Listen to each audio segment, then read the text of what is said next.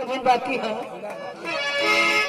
अरे नहीं हर से जब ससुर गईलू, अरे नहीं हर से जब ससुर गईलू तो दिया बुतैलू खता सुनी हेलो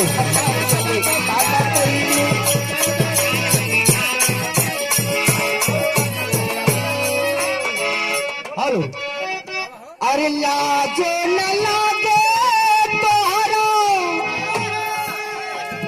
लड़किया का तो बड़ा बेशर्मी बानी जी। अरे लाजो न लागे तोहरा पूछे में आई सन बात हो।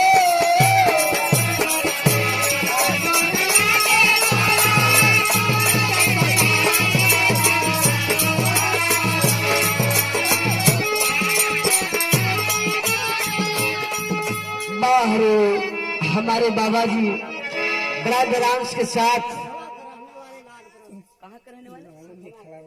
शेखवा के रहने वाले लाल भरत बाबू जी की ओर से 11 रुपए का आशीर्वाद है। बाबू के चरण में कोट कोट नमन है।